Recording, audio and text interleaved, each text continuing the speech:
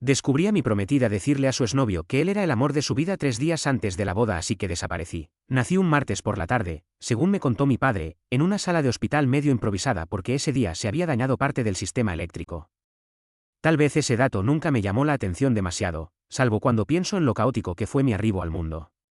Mi madre, aún joven, no estaba muy convencida de ser madre, o al menos eso sugieren las historias que mi padre me relató después. Él decía que ella me sostenía en brazos sin convicción, como si yo fuese un objeto que alguien olvidó en sus manos. Nunca me crié con su afecto, de hecho mi madre decidió marcharse cuando yo apenas aprendí a caminar, para formar otra familia con alguien más. Se fue sin despedirse, o tal vez se despidió cuando yo no podía entender de palabras y solo comprendía de sensaciones. Mi padre, en cambio, sí estuvo allí. No tenía mucha experiencia con bebés, pero sostuvo mi vida como pudo. Trabajaba en turnos rotativos para pagarse un pequeño departamento y mis cuidados. A veces, según me contó él, pasaban días en que estaba tan exhausto que se quedaba dormido con la ropa de trabajo puesta, mientras yo jugaba con algunos cubos de madera cerca de sus pies. Al crecer, comprendí la magnitud de su esfuerzo. Era un hombre que había sido dejado atrás por la mujer que amaba, y aún así no se rindió. Jamás me habló mal de mi madre, pero tampoco me mintió. Me contó que ella decidió no formar parte de mi vida, que un día empacó una maleta y se fue, dejando una escueta nota con palabras frías y un futuro incierto. Mi padre lloró durante un tiempo, según supe por mis tíos, hasta que entendió que, si se sumía en la tristeza, yo no tendría un sostén real. Recuerdo mis primeros años en la escuela como una época confusa. Veía a los otros niños con sus madres, y me sentía raro. Era un crío tímido, un poco inseguro, que se sorprendía de que los demás hablaran de mamá con normalidad. A mí me costaba explicar por qué ella no estaba en mi vida. Cuando intentaba decir algo, me topaba con miradas de curiosidad o de compasión, y eso me hacía sentir frágil. Tenía un par de amigos que me aceptaban como era, pero de cierto modo, yo me aislaba con mis libros. Mi padre, aunque me amaba incondicionalmente, se notaba muy cansado cuando llegaba la noche. No podía dedicarme tanto tiempo como habría querido, pero al menos se sentaba conmigo a cenar y preguntaba cómo me había ido en la escuela.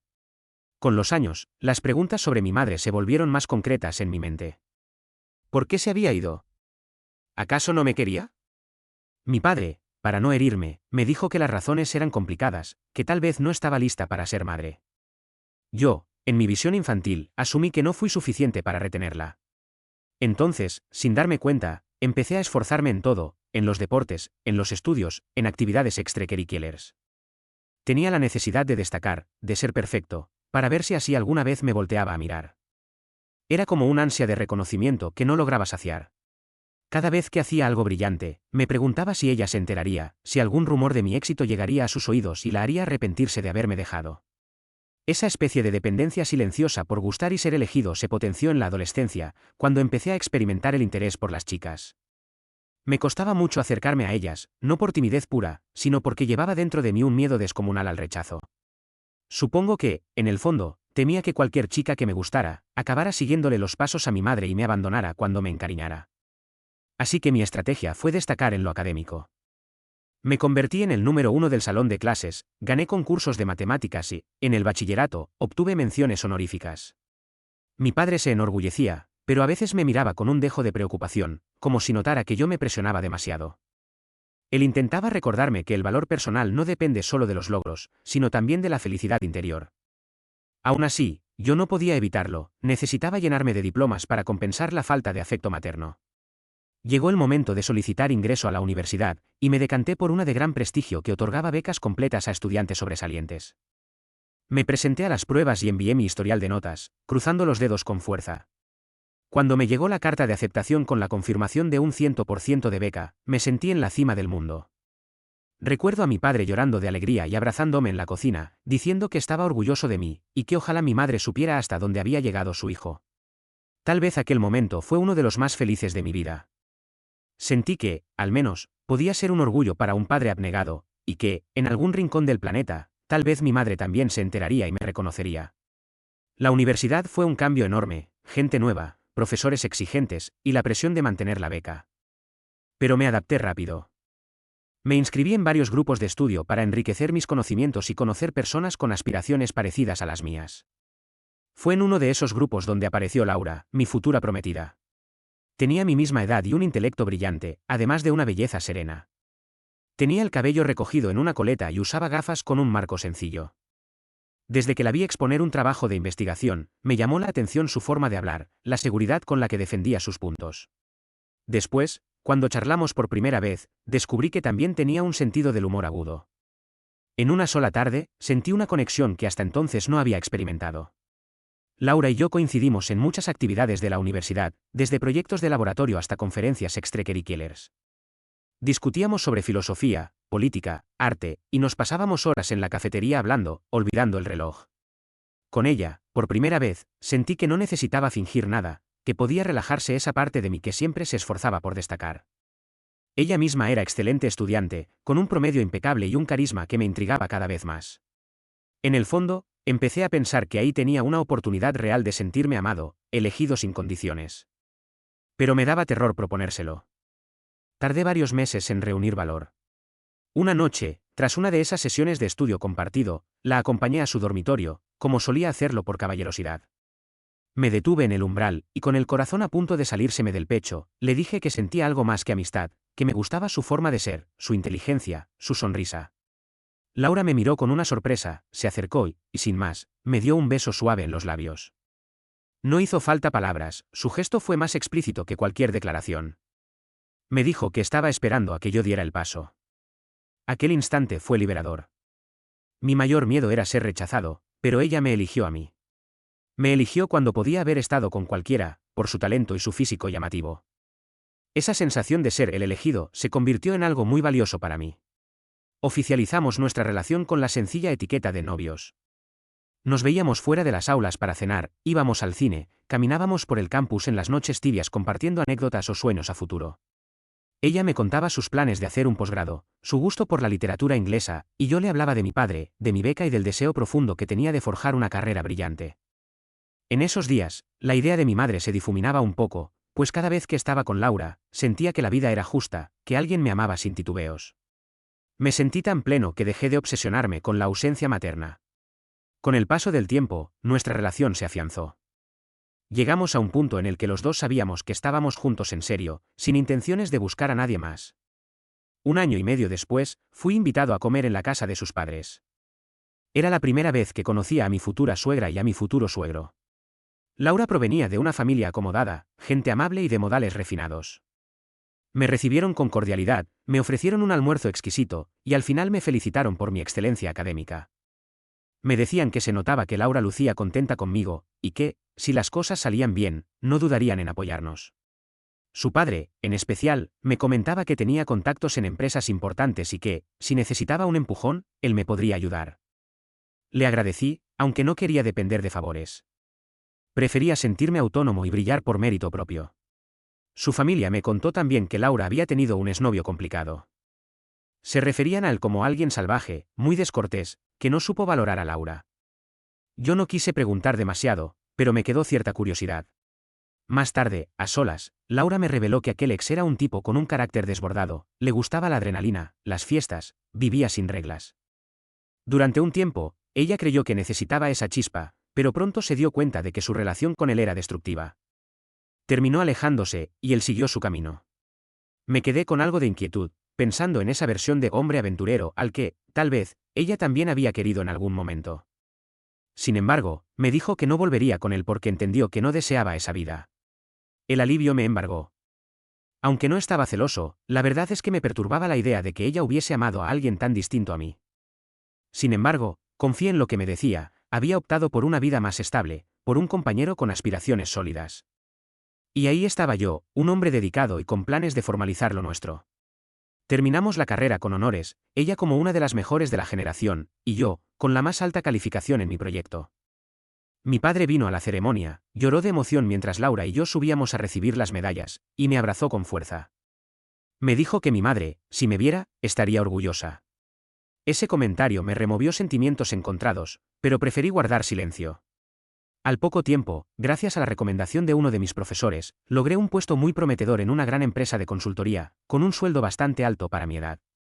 Fue un salto increíble.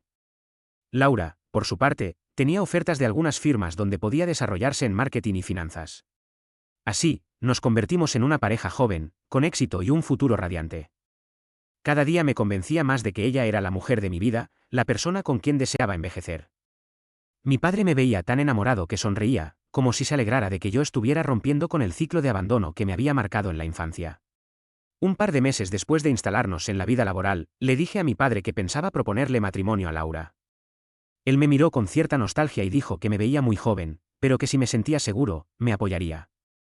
Le conté que necesitaba un anillo digno de ella y un momento especial para pedir su mano. Entonces, organizamos una cena en un restaurante elegante, invitando a sus padres y a mi padre. Yo tenía planeado pronunciar unas palabras, recordando nuestros años de universidad, hasta llegar al momento en que sacaría el anillo de mi bolsillo. Estaba muy nervioso. Laura llegó radiante, ignorando por completo lo que se avecinaba. En medio de la cena, me levanté y conté a la mesa lo mucho que significaba Laura para mí, cómo me había ayudado a sentirme amado, cómo había iluminado cada una de mis mañanas con su sonrisa. Al final, con la voz temblorosa, pregunté si quería casarse conmigo. Saqué el anillo, me arrodillé a su lado, y noté que sus ojos se llenaban de lágrimas. Asintió con la cabeza, diciendo que sí, y nos fundimos en un abrazo. Sus padres aplaudieron conmovidos, mi padre no pudo contener su llanto. Fue, nuevamente, uno de esos momentos que sentí llenos de verdad. Esa noche, regresamos a nuestras casas sabiendo que, en un plazo no muy lejano, un gran evento nos uniría ante la familia y los amigos. El tiempo pasó rápido. Nos pusimos a organizar una boda que se vislumbraba grande, con invitaciones a compañeros de trabajo, compañeros de universidad, amigos de la infancia, familiares de ambos bandos. Laura estaba entusiasmada mirando vestidos, reservando un salón y luego cambiándolo por otro. Al final, surgió la idea de hacer la ceremonia en una cabaña frente a un río, algo romántico y distinto, y la familia estuvo de acuerdo. Reservamos ese lugar, bastante alejado de la ciudad, e invertimos tiempo y dinero en que todo fuera perfecto, la decoración, la música, el banquete.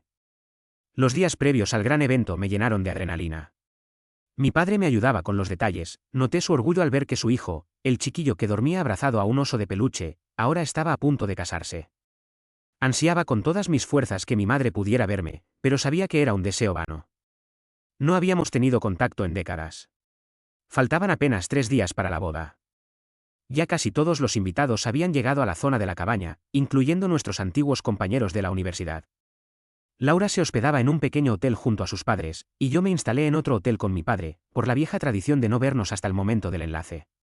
Sin embargo, hubo un asunto de último minuto que necesitaba confirmar con Laura, un detalle relacionado con la distribución de las mesas o el lugar de la sesión de fotos, ni lo recuerdo bien. Fui al hotel para hablar con ella, pero cuando llegué a su puerta, escuché que hablaba por teléfono. Quizá por la madera fina del lugar, podía oír con nitidez sus palabras. No me enorgullece haberme quedado a escuchar, pero algo en su tono me intrigó. Escuché mi nombre una vez y me quedé quieto. Ella hablaba en voz baja, al parecer muy emocionada. Y lo que escuché hizo que mi corazón cayera en un abismo. Le estaba mandando un mensaje de voz a su ex, ese hombre aventurero y salvaje, diciéndole que él siempre había sido el amor de su vida, que no podía estar con él por sus estilos de vida tan opuestos, pero que si él hubiese cambiado, ella se habría casado con él y no conmigo. Dijo también que lo amaría siempre, que lo atesoraría en su corazón, pero que necesitaba una estabilidad que él no podía ofrecerle. Sentí un escalofrío que me petrificó. Mi primer impulso fue negar lo que mis oídos captaban. No podía ser real. Intenté calmarme, pero el dolor era insoportable. Retrocedí un par de pasos y me fui corriendo a mi habitación. Me derrumbé en la cama, llorando como no lo hacía desde niño. La persona que creí me amaba profundamente, confesaba a su antiguo amante que él era el verdadero amor de su vida, y que yo solo era la opción más estable. Recordé los viejos fantasmas de mi madre, que también había optado por una familia distinta, dejando atrás a mi padre y a mí. Sentí que se repetía la historia, de nuevo, no era suficiente para ser elegido sin condiciones. En mi desesperación, llamé a mi padre. Le conté, entre sollozos, lo que había oído. Él me abrazó con fuerza, y lo vi con un semblante grave. Me preguntó qué deseaba hacer, y yo, confundido, dije que no podía casarme con alguien que no me consideraba el amor de su vida, que no resistía la idea de ser la segunda opción. Le pregunté, llorando, si eso era justo. Mi padre solo me dijo que hiciera lo que me dictase el corazón, y que él me apoyaría al 100%. Me costaba creer que, a 3 días del matrimonio, estuviera al borde de cancelarlo todo. Pero una voz dentro de mí gritaba que no podía mentirme, merecía algo más que un amor de segunda mano. Decidí escribir cartas para explicar mi partida. No tenía valor para enfrentar de golpe a toda la gente, ni para interrogar a Laura y escucharla justificar algo que era un golpe directo a mi corazón. Redacté una carta para ella, otra para sus padres, otra para varios de mis amigos y familiares que habían venido a la boda. En ellas, explicaba, con tristeza, que descubría de forma dolorosa que Laura no me veía como el amor de su vida, que lo había escuchado de sus propios labios, mencionándole a su ex que él era su verdadero gran amor. Pedía disculpas por el caos ocasionado y por la humillación que esto significaba para todos los involucrados, pero no podía, ni quería, atarme a una mentira. Dejé las cartas en manos de mi padre, con el ruego de que las distribuyera al día siguiente. Esa noche, tomé mis cosas y me marché, sin despedirme de nadie, en el coche de un amigo que me ayudó a salir de ese lugar.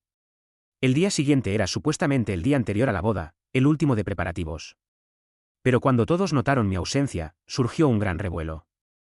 Laura y su familia me buscaban, preocupados, pues no sabían a dónde me había ido. Mi padre, con el corazón hecho un nudo, entregó las cartas.